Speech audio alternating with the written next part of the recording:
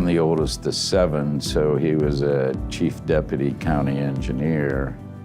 And he said, there's no way that I'm gonna raise all these kids and be able to feed them as a chief deputy county engineer. So I better start a engineering consulting firm. And so there was a need, you know, for engineering solutions and those type of things. And I think he provided that need in you know, that community where he grew up.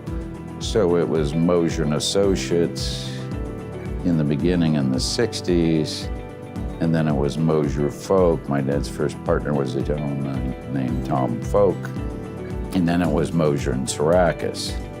So we were Mosure and Syracuse engineers and Mosure and Associates architects for about 10 years, passing sub-agreements back and forth in these companies. And we said, we're tired of that, we'll just call it MS Consultants. He would say, Tom, get up. I was like in 7th grade, and he'd say, we're gonna go survey this truck stop.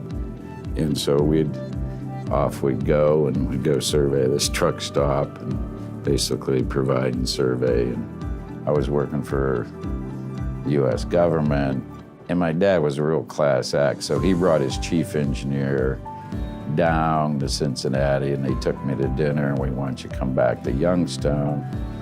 My dad made me treasurer in '77. I said, we're saving 1 month's payroll, okay, so we don't have to go to the bank. So, you know, I think the payroll at that time was like $150,000 or $200,000. So it was a great going. I think we haven't used our working capital loan in probably 25 years, even in the turndown. There's many challenges. I mean, some of the projects are very challenging. I mean, Les Wexner hired us to do all the roadway environmental clearance for the Easton project, for example. We're working on 70, 71, and all that jumble, what you see going on in downtown Columbus.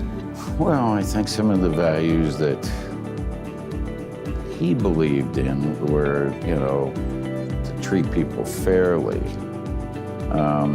You know, in engineering and architecture, environmental things we do and everything we do, it's all about people. He and I used to argue about, when you're younger, you know everything, right? You know nothing. But